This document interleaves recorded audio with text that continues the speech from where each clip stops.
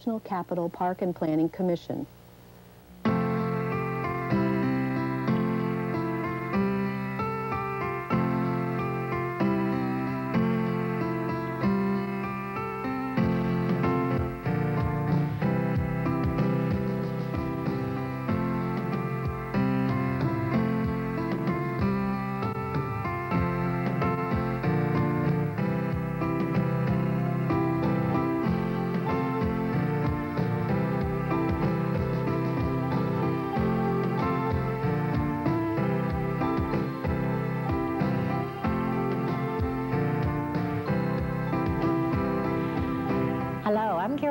And welcome to another edition of Yours for Life, the show that puts you in touch with all that Montgomery County Parks has to offer.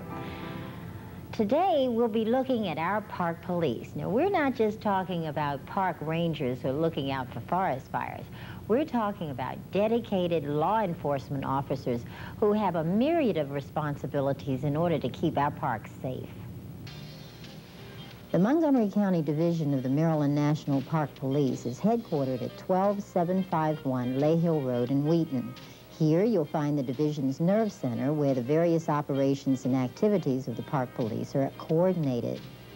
The 81 police officers are charged with the important responsibility of protecting and securing park property and its visitors.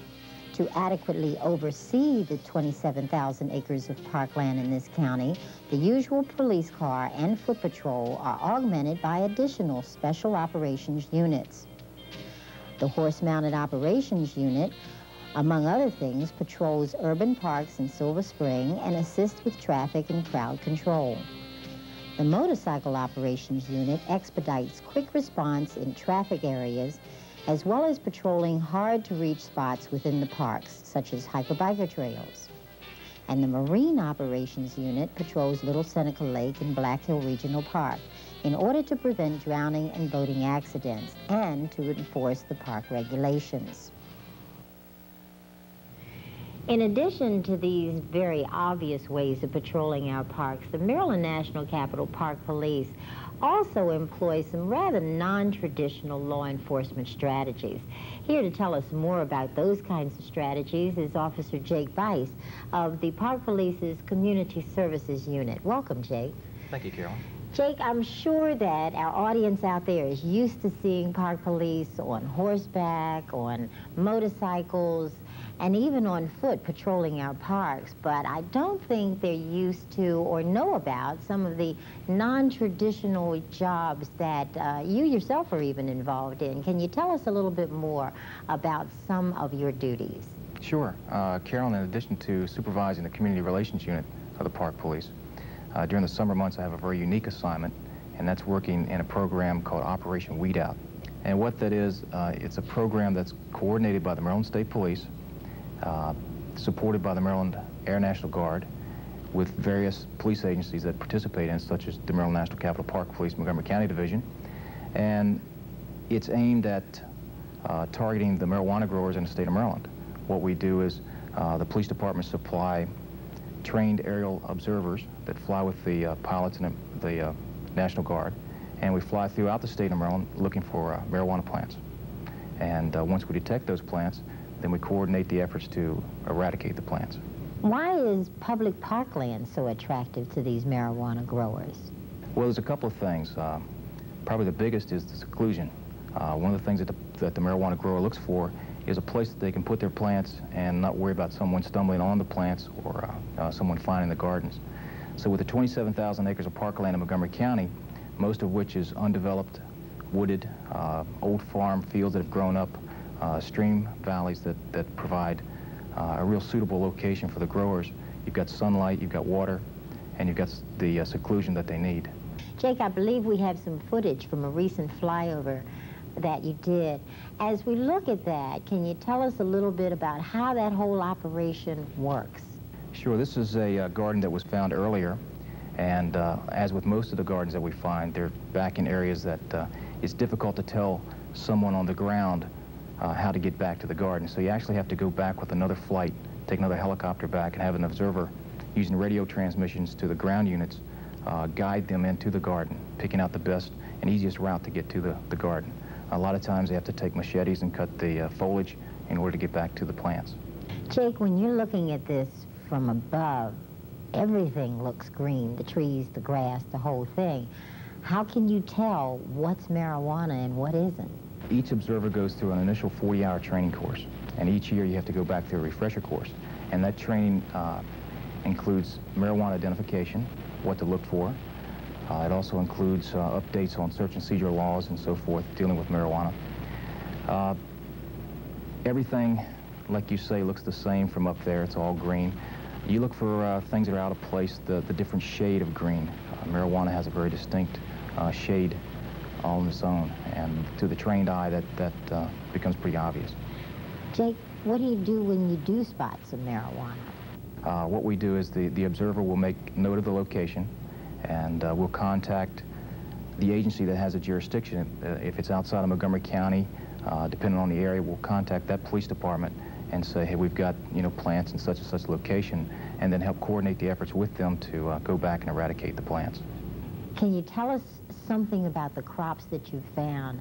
And also, what happened to the people that were found growing the marijuana? Well, the fines can be pretty stiff. You're looking at a possibility of a fine plus jail or prison sentences.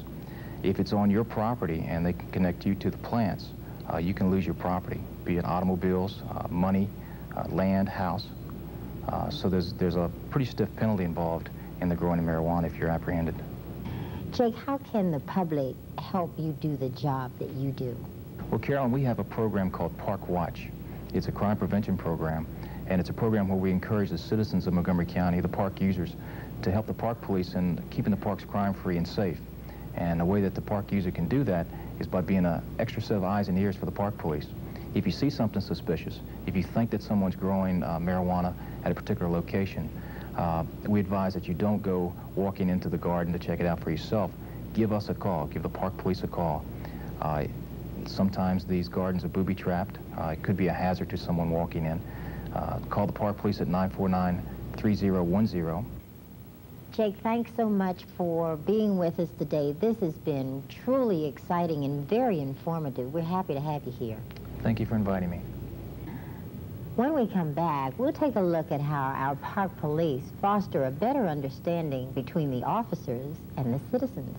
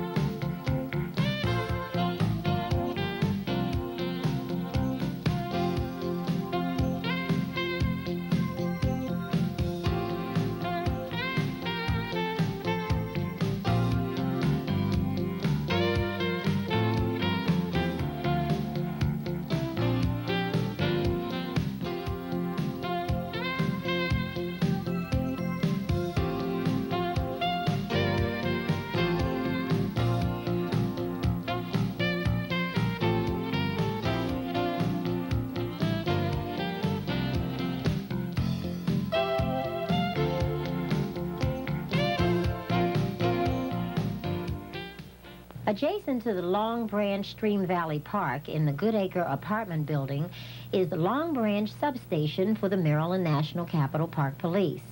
Operating out of a space donated by K Management, this substation is a good example of how citizens and police can work together to address community concerns. Officer Carrie Dempsey, who's been involved with this substation since its inception, explains. This particular area has a high crime rate. And the community, when we attend the community meetings and things, they expressed a need for more park police presence or more activity in this area because of the crime rate. Officer Dempsey coordinates all the substation's activities. She receives valuable assistance from Lee Trainer, a trained volunteer who keeps the substation open at night. During her shifts, Ms. Trainer does everything from answering calls from concerned citizens and alerting park police to being available for folks who just drop by with questions. It's a place where the community can come, share information with us. We can talk more with the community one-on-one. We prefer them to come out and speak to us, let us know what the problems are in the community, so it's not more of just a response type of thing, where it's more of an information sharing type of thing, where we can maybe combat the problem instead of just responding to the symptoms. To further involve the community, the Long Branch Neighborhood Patrol Program has been established, in which groups of citizens walk the parks to help identify and deter problem situations. Anyone in the community is encouraged to become a volunteer. After filling out an application form, potential volunteers are screened using a standard background check. Once accepted, the next step is training. There's 1 day of classroom training covering everything from using a police radio to identifying and reporting suspicious situations. Another day is spent in the parks with an officer who teaches volunteers how to conduct an actual patrol. Resident and community activist Jim Melton was one of the first patrol volunteers to be trained. We're not going to be police officers. We're not going to try to do the job of the police.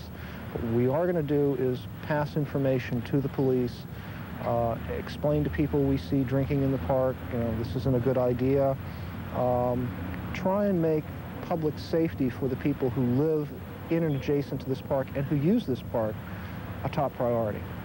The Long Branch Neighborhood Patrol Program is still in its infancy, but already participants have great expectations for its success. It's going to make the Long Branch Park less of a target for rapists, robbers, burglars, and if we can achieve an increased level of public safety for the people who live in and adjacent to the park, we'll have accomplished our mission.